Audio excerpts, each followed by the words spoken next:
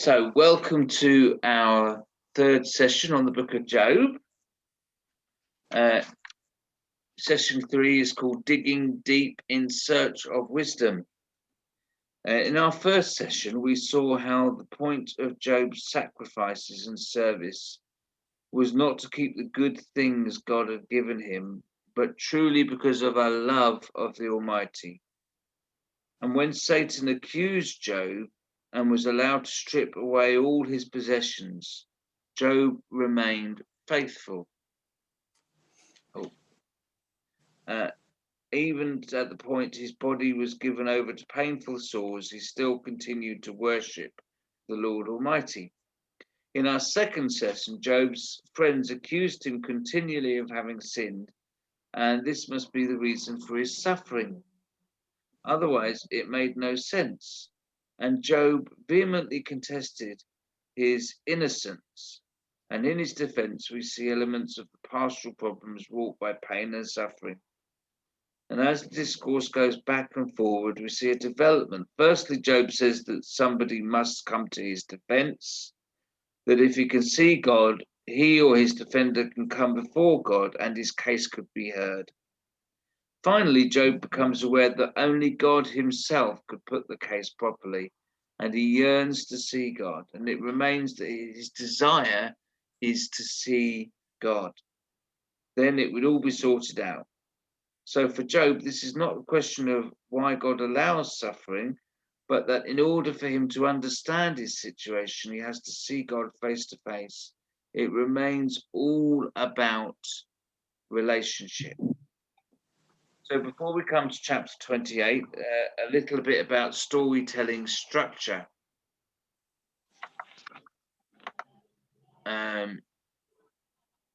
Yeah. I can only see Koji in there. I'm not sure where everyone else has gone. Is everybody there? Yes. Okay, yeah. Great, that's fine. So, yeah, I'm here too. Brilliant. So, classic Western storytelling structure goes a bit like this. A story will start slow. You'll be introduced to the characters, and then the tension starts to build up. There'll be a problem that needs us. Then there is a crisis point in the story, and the hero sweeps in and solves the situation. Then right near the end, there is a denouement. A French word means kind of like a coming together, kind of like everyone coming together and the situation is resolved. Maybe there's a gunfight or maybe everyone comes into a locked room together or something, a denouement, a finale. And right at the end, the story is rounded up and everyone lives happily ever after.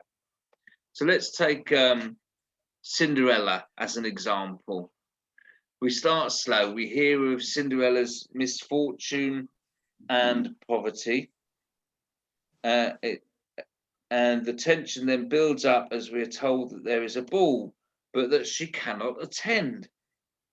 She is enabled by magic to attend, but as she rushes away at midnight, she leaves behind a slipper, a crisis point, the glass slipper is dropped, and the hero then sweeps in. The prince searches high and low to solve the situation, and then the denouement, the slipper fits. Hooray!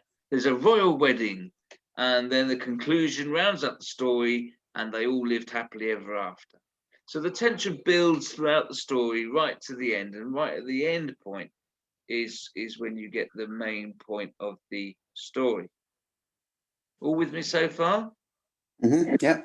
So a good example is Agatha Christie's writing. Whether it's Miss Marple or whether it's Poirot, they build up and you try to work out who the murderer is. There's a murder that happens early on, and then they build up the characters and understand who it is, and then right at the end there's a denouement, all the characters in the room together, and the hero tells you with their great brain power and intellect, works out who it is. They're arrested and everyone can sleep safe in their beds. But Columbo as a story is a little different. He's a detective. He's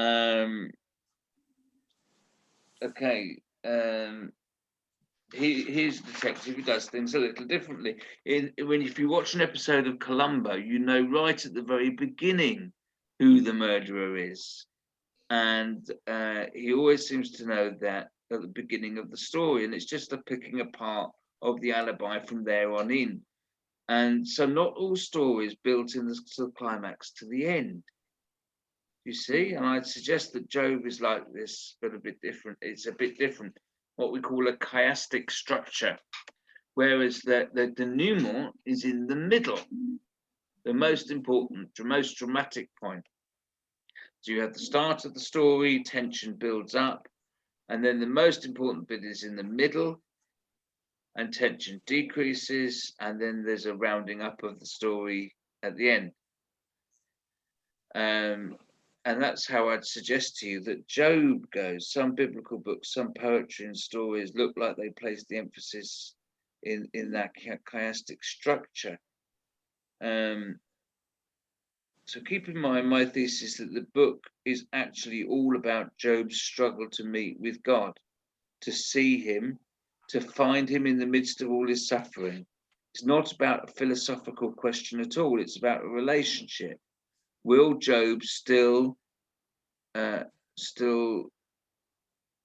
serve God when he suffers? Will he still seek God? So you've got the introduction to the story in chapters 1 and 2, and then Job's discourse with his three friends as the tension builds. He gets more and more annoyed and frustrated with them, and their claims about him become more and more fanciful. And then Job 28, I suggest, is the search for wisdom, is the key to the whole book.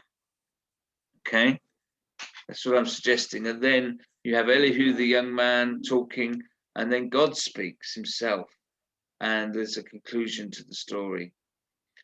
Okay, so there we are. Some people have said, my argument is that Job 28 is the central and most important part of the book. Some people have called it, in the NIV here, it says an interlude, where is wisdom to be found, as though it's like just a rest from the main point of the story, and we'll come back to the proper action in a little while. I'd suggest that's completely misunderstanding what the book of Job is all about. So chapter 28, and we'll have a look at that.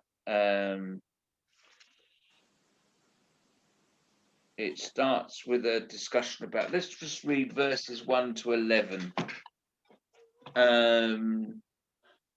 Who would like to start off?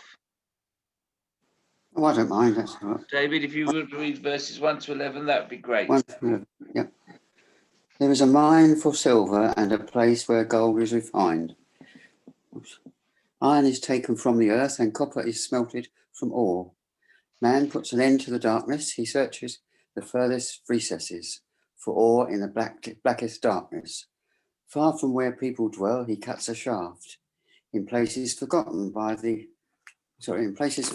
foot of man. Far from men he dangles and sways. The earth from which food comes is transformed below as by fire. Sapphires come from its rocks, and its dust contains nuggets of gold. No bird of prey knows that hidden path. No falcon's eye has seen it.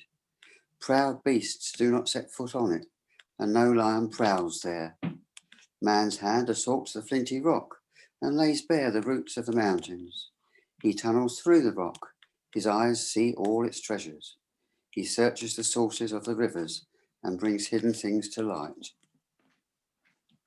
Great. You might just read the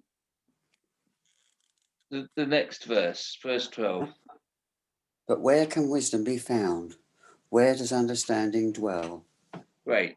So I think that's the key to understanding it. So this is the search for, it's discussing gems. It starts with a discussion about digging for precious gems, for gold and silver, and it's about going to the extremes to get what is precious.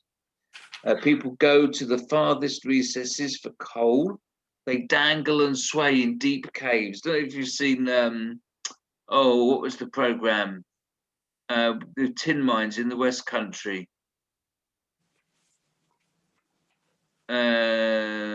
Oh dear. Not the Rick Stein thing about Cornwall, is it? No. A historical drama. Oh, right. Oh, Poldark. Poldark, that's the one. Yeah. They've got mines in Poldark, and they dig deep into the ground, and they risk their lives to get tin out of the to get precious tins out of the ground in the 18th century. It's hard work to dig it out. It's far from where human beings normally go, or the animal world. They didn't have any ideas about going into outer space then, but it might be a similar thing about going to the farthest place that human beings could possibly go, the most rugged place. And what's that got to do with anything to do with the rest of the book of Job, you might ask? Okay, so let's have a look at that. They dangle and sway. These verses 1 to 11 talk of such straining for precious materials without any context. But then it's asked, where can wisdom be found?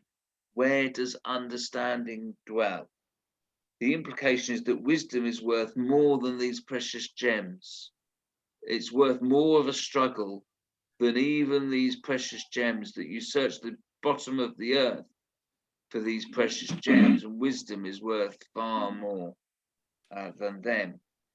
It brings to mind the word from Psalm 3, blessed are those who find wisdom, Proverbs chapter 3, sorry, not Psalms, Proverbs chapter 3, blessed are those who find wisdom, those who gain understanding, for she is more profitable than silver and yields better returns than gold. She is more precious than rubies, and nothing you desire can compare with her. So wisdom is worth more than all these precious stems. They're worth more of a struggle than these things. So it brings to mind the words of Jesus too, who talks of, here we are, there's the verse of scripture, blessed are those who find wisdom, those who gain understanding, for she is more profitable than gold and yields better returns than gold. She is more precious than rubies, nothing you desire can compare with her. And Jesus talks about the pearl of great price. It talks, and there's another one about finding a great treasure in a field and selling all you have to get it. And this pearl of great price, again, you sell everything you have to try and get this pearl because it's so wonderful, so great. Both parables are found in Matthew chapter 13. The basic point is that wisdom is worth more than rubies, more than gold and silver. So wisdom, the meaning of life, is worth a bit of a struggle. We get here in Job chapter 28, not just that the human race will pay for great jewels, gold and silver, but they will struggle and strain for it. So the next section is verses 12 to 20. Patsy, are you there, Patsy? I'm there. Could you read that for us, please? Where then does wisdom come from? Where does understanding dwell? It is hidden from the eyes of every living thing, concealed even from the birds of the air. Where to, Chris? Verses... That's 20 I was reading, verse 20. I was going to say 12 to 20. 12 to 20, I beg your pardon. But where can wisdom be found? Where does understanding dwell? Man does not comprehend its worth. It cannot be found in the land of the living. The deep says, it's not in me. The sea says, it's not with me. It cannot be brought with the finest gold, nor can its price be weighed in silver. It cannot be brought with the gold of Ophir, with precious onyx or sapphires. Neither gold nor crystal can compare with it. Nor can it be had for jewels of gold. Coral and jasper are not worthy of mention. The price of wisdom is beyond rubies. The topaz of Cush cannot compare with it. It cannot be bought with pure gold. Where then does wisdom come from? Where does the understanding dwell? Great, thank you. So here we learn the exchange rate. Okay, how much is wisdom worth? Can you actually get it by travel? Even to the deepest oceans? Well, you know, oh, that's not right. That slipped in. You cannot find wisdom in the deep. Can you find wisdom in the deepest oceans? There's some very strange creatures living there, but no, you can't find wisdom down in the deepest oceans. The value of wisdom is incalculable. Is the value the same as the rubies or gold? It's more, immeasurably more valuable. So the effort and struggle to be put into the search for wisdom should be immeasurably more than the effort put into accumulating wealth. So we come to the, you get that? So actually the comparison is not with rubies and gold, that those things are worth nothing compared to wisdom. To actually be wise, to understand how the world works, to really get it, is of far more value. So let's go to the final section, verses 21. Yes, 21, 20 to 28. Yeah, so who would like to read that? Lyndon, you got your Bible? Do you want to read that? Okay. Verses 20 to 28. Where then does wisdom come from? Where does understanding dwell? It is hidden from the eyes of every living thing, concealed even from the bird in the sky. Destruction and death say, only a rumor of it has reached our ears. God understands the way to it, and he alone knows where it dwells, for he views the end of the earth and sees everything under the heaven. When he has established the force of the wind and measured out the waters, when he made a decree for the rain and a path for the thunderstorm, then he looked at wisdom and appraised it. He confirmed it and tested it. And he said to the human race, the fear of the Lord, that is wisdom, and to shun evil is understanding. Great. Okay, so we get to the conclusion of it here. Oh, okay, so even as you're dying, you won't necessarily see the path to wisdom. Who understands what life is really about? Only one person, the one who created it. So if you want to know wisdom, you need to know God, because God created wisdom. The world, he created the world, and so he understands it. So God is the creator of everything. He sees all that's going on around him. This is what we're told in this last section. And he even made wisdom, the ability to understand the point of it all. You can only understand, this is what Job is saying, you can only understand the point of life if you're in a relationship with God. Okay, that's what Job is saying here in chapter 28. And he says the fear of the Lord doesn't mean to be afraid, but to respect God, to honor him, to put him first. The fear of the Lord is the beginning of wisdom. So pursuing him, whatever the cost, to have a life that's focused on God, to avoid anything that gets in the way of your relationship with God, to have a passion, a zeal for God as well. That seems to have got missed off somehow. It should have been the first point here. But you can only achieve this by being in a relationship with God and avoiding anything that might damage your relationship with God. Remember at the beginning, Job would make sacrifices, not just for himself, but for his children, and not just for their deliberate acts of sins, but for anything they might have done by mistake without realizing it. He was really passionate about nothing getting in the way of his relationship with the Lord. And so this is the point here. The poem is not here by accident. There's the zeal for God. It's not here by accident at all. It's the main purpose of the thing. It's here deliberately because to understand struggle and strife, the purpose of struggle and strife is to get closer to God, to live in relationship with Him. And so I think it's there massively on purpose. It's the main business of the book. It's not an interlude at all. Job is struggling with pain and suffering, and it is in his suffering that God comes to him and speaks to him, not to criticize him, but to talk to him face to face. And more of that in a couple of weeks' time. As he's asked, God comes to him. And the whole point is that throughout, Job has longed for more of God, to see him.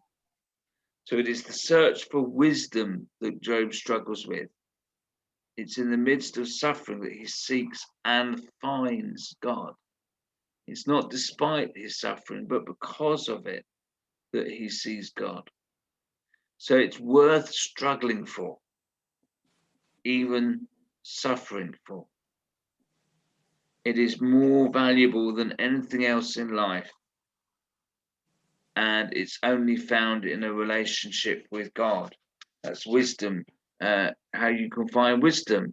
It's worth the struggle, whether you have to dig deep in the ground or whatever you have to do. Seek a relationship with God. Get closer to Him. And it's more valuable and more important than anything else in life. And you can only really understand what life's about in relationship with God. And that's it for this week. So I've only had the one chapter, and that's my take on it. Rather than commentaries that I've read, that's my own kind of thinking about it. And please read chapters 32 to 37 next week. And I'll stop the screen share and we'll go back to the discussion.